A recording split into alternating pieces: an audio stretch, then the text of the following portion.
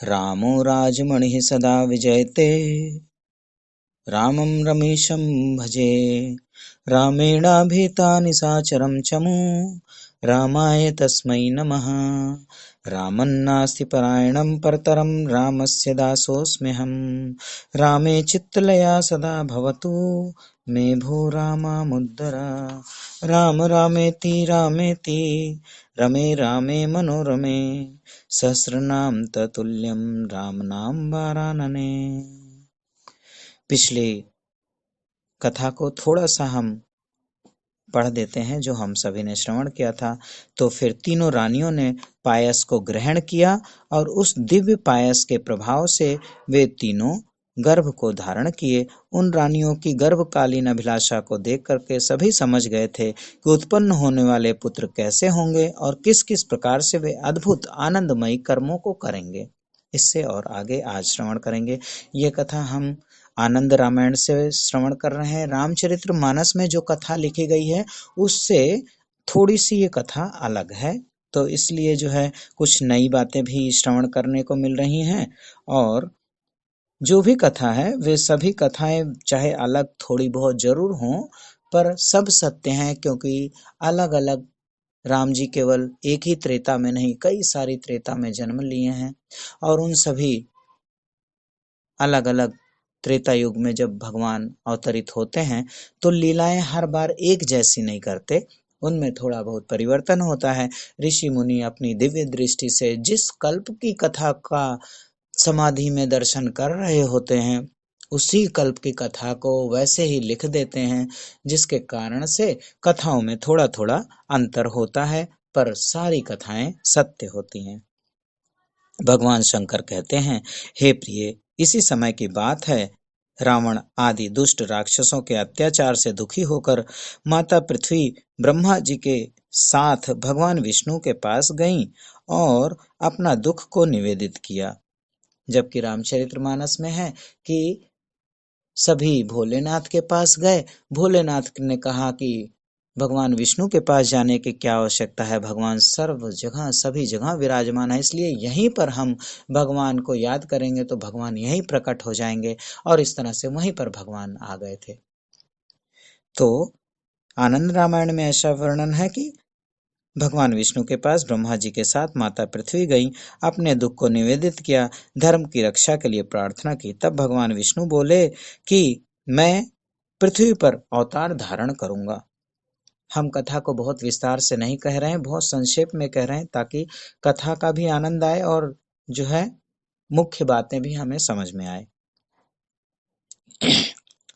फिर उन्होंने देवताओं से कहा, हे देवों, आप सब लोग वानर रूप में पृथ्वी पर जाकर के जन्म लो, और यह दुदुम्बी नामक गंधर्व जो है ये पहले ही जाकर के वहां पर मंथरा के रूप से जन्म ले और मेरे अवतार राम के राजा बनने में विघ्न उपस्थित करे। तो मंथरा कौन थी? मंथरा दुदुम्बी नाम की गंधर्वी थी। इसके अनंतर यही मंथरा द्वापर युग में कंस के यहाँ जाकर के कुब्जा के नाम से अवतरित होती है, कुब्जा बनती है। तो फिर वहां पर भगवान उसका कल्याण करते हैं।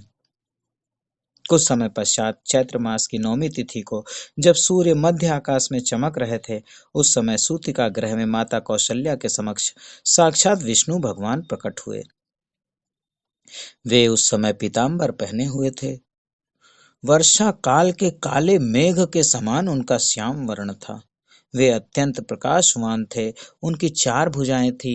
भगवान श्री हरि का वह चतुर्भुज रूप देख करके माता कौशल्या ने उनसे बाल रूप धारण करने की प्रार्थना की।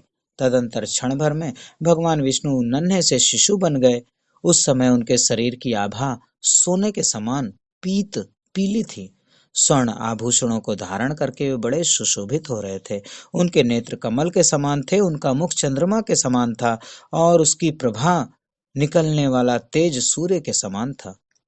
कुछ काल के पश्चात माता सुमित्रा के समक्ष भगवान शेष बाल रूप धारण करके प्रकट हुए और फिर कैकेयी के गर्भ से भगवान विष्णु के 2 आयुध शंख और चक्र एक साथ ही भरत और शत्रुघ्न के रूप में प्रकट हुए।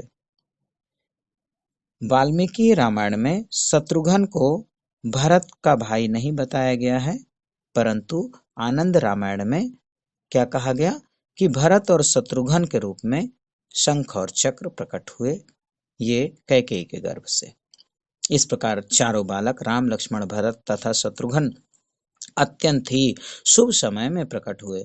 उस समय देवता दुदुम्भी बजाने लगे, आकाश में मंगलकारी पुष्प वृष्टि होने लगी। तदंतर राजा दशरथ ने गुरु वशिष्ठ को यथाविधि जात कर्म आदि संस्कारों को संपन्न कराया, और उस समय नृत्यांगनाएं अनेक प्रकार के गान एवं नृत्य करने लगी। गुरु वशिष्ठ ने कौशल्या के पुत्र, जो सभी भाइयों में ज्येष्ठ थे, उनका नाम राम रखा। सुमित्रा के पुत्र का नाम लक्ष्मण और कैकेयी के पुत्र का नाम भरत और शत्रुघ्न रखा। यह नाम गुरु वशिष्ठ जी ने रखा। मनोहर तथा आनंद प्रदान करने वाले होने के कारण उनका नाम राम, अत्यंत शुभ लक्षणों से संपन्न होने के कारण उनका नाम लक्ष्मण, और शत्रुओं का मर्दन करने वाले के कारण उनका नाम शत्रुघ्न, और सभी का भरण पोषण करने वाले में तत्पर रहने के कारण नाम भरत रखा। ये चारों भाई राम, लक्ष्मण, भरत और शत्रुघ्न धीरे धीरे बड़े होने लगे और आपस में खेलते हुए धीरे धीरे बढ़ने लगे। सोने की कंकण, नूपुर, बाजूबंद, करधनी, हार, कुंडल पहने हुए वे बालक स्वर्ण आदि से निर्मित श्रृंखला वाले हिंडोले पर सुखपूर्वक झूला झूलते हुए अत्यंत शोभित हो रहे हैं। मस्तक पर स्थित सोने से निर्मित पीपल के पत्ते के आकार वाले आभूषण, जिनमें मोती लटके हुए हैं, बालकों को अत्यंत विभूषित कर रहे हैं। उनके कंठ में विविध रत्न तथा मणियां और बगनखे सुशोभित हो रहे हैं। तो मोती का लटकन उनके मुकुट में है। जैसे अयोध्या में जो राम जी विराजे हुए हैं, उनके मुकुट को देखें तो एक तरफ मोती की लटकन लटक रही है, ऐसे ही राम जी के एक तरफ मोती के लटकन लटक रहे थे। कानों में सोने से बने हुए रत्न जटित कुंडल लटक रहे हैं।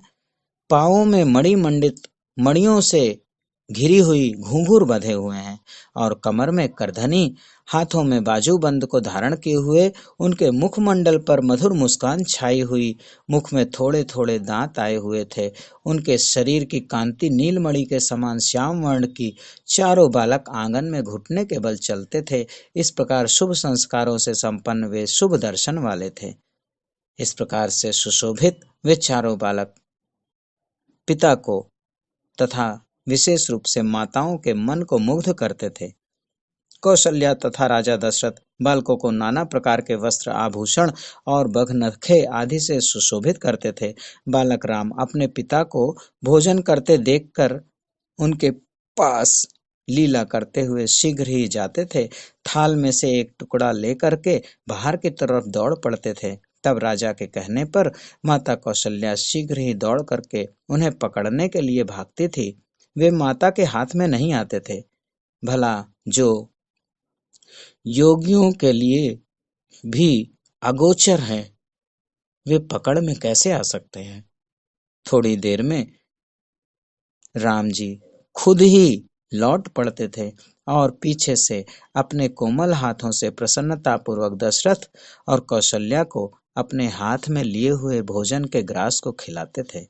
इस प्रकार अनेक प्रकार की बाल सुलभ कौतुकों को, शिशुओं के द्वारा की जाने वाली अनेक प्रकार की क्रीड़ाओं को, विभिन्न प्रकार की चेष्टाओं को, मुग्ध करने वाली मनोहर बातों को, बालकों के सहज ही होने वाले कृत्रिम युद्धों को, इधर उधर दौड़ने, मुख चुंबन, विभिन्न सवारियों पर आरूढ़ होने इत्यादि विभिन्न प्रकार की लीलाओं से वे बालक माता पिता को आनंद प्रदान करने लगे। कुछ समय पश्चात वे सभी सुंदर वस्त्रों तथा अलंकारों से अलंकृत होकर राजसभा में जाकर पिता को प्रणाम करके सिंहासन पर बैठने लगे। तदंतर राजा दशरथ ने महर्षि वशिष्ठ और ऋषियों के द्वारा अत्यंत आनंदित होकर उन चारों बालकों का यज्ञोपवीत संस्कार कराया। हम सभी हिंदू धर्म के अवलंबियों को, सनातन धर्मियों को यज्ञोपवीत अपने बालकों को अवश्य करवाना चाहिए। जो ब्राह्मण हैं उन सभी के लिए समय निर्धारित है। उस समय के अंदर ही यदि यज्ञोपवीत होता है तो बालक बहुत ही बुद्धि संपन्न, संस्कारी होते हैं। उनके अंदर विलक्षण तेज उत्पन्न होता है। शास्त्रों में ऐसा बताया गया है कि यदि कोई चाहता कि हमारा बालक ब्रह्म तेज से युक्त हो, ऐसे ब्राह्मण कुमार का यज्ञोपवीत गर्भ से 6ठे वर्ष में और जन्म से 5वें वर्ष में करा देना चाहिए। 5वें वर्ष में ब्राह्मण बालक का यज्ञोपवीत होना चाहिए। यदि कोई चाहता है हमारा बालक बल पराक्रम में बहुत अधिक हो, तो ऐसे क्षत्रिय बालक को 6ठे वर्ष में यज्ञोपवीत करवा देना चाहिए। और यदि कोई चाहता कि हमारा बालक व्यापार में खूब अच्छा व्यापारी बने, खूब धन कमाए, ऐसे वैश्य कुमार का यज्ञोपवीत 8वें वर्ष में हो जाना चाहिए। और जिन बच्चों का इस वर्ष में यज्ञोपवीत हो जाता है उनको ये गुण जरूर प्राप्त होते हैं, फ्री में मिलता है। वैश्य के 8वें वर्ष में यज्ञोपवीत हो जाने पर वो धन किसी भी काम में हाथ लगाएगा बस धन ही कमाएगा, लॉस होने की कोई संभावना ही नहीं है। कोई क्षत्रिय हमेशा धर्म की रक्षा के लिए तत्पर रहेगा और कोई ब्राह्मण बालक होगा तो वो ब्रह्म तेज से संपन्न हो जाएगा। गीता प्रेस में प्रतिवर्ष अप्रैल मई के महीने में निःशुल्क यज्ञोपवीत संस्कार ऋषिकेश के में गंगा जी के किनारे की जाती है। जिन किसी को भी यज्ञोपवीत संस्कार निःशुल्क करवाना होगा तो वे सभी हमसे व्हाट्सएप पर संपर्क कर सकते हैं। वृंदावन में भी बहुत सारे संतों के आश्रम में यज्ञोपवीत निःशुल्क की जाती है। मलुक पीठ में भी ब्राह्मण बालकों का यज्ञोपवीत संस्कार किया जाता है और वहाँ पर थोड़ी सी राशि है, पर कोई बात नहीं, थोड़ी बहुत राशि खर्च होती है तो अच्छी बात है। तो आप सभी यज्ञोपवीत संस्कार अवश्य कराएं। तो भगवान के साथ साथ चारों भाइयों का यज्ञोपवीत संस्कार होता है। यज्ञोपवीत हो जाने पर शुभ मुहूर्त में चारों बालक ने गुरु के मुख से शिक्षा, कल्प, निरुक्त, व्याकरण, छंद, षड उपनिषद, चारों वेद, न्याय शास्त्र, वेदांत, छहों शास्त्र, सभी कलाओं एवं विद्याओं का ज्ञान बहुत कम समय में प्राप्त कर लिया।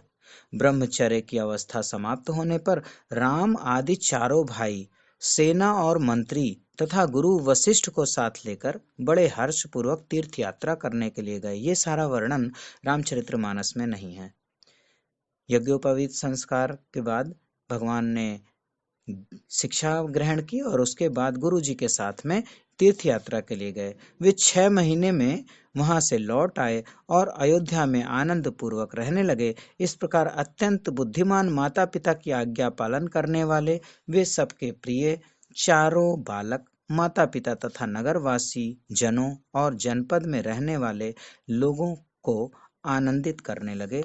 इस स्थान पर आनंद रामायण में ये दूसरा सर्ग संपूर्ण होता है। कल तीसरे सर्ग की कथा को श्रवण करेंगे।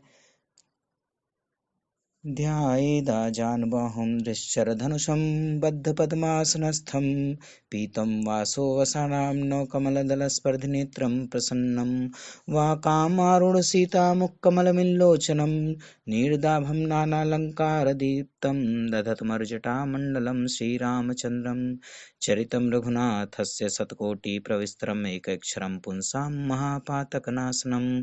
बोलिए श्री सीतारामचंद्र भगवान की जय। श्री हनुमान जी महाराज की जय।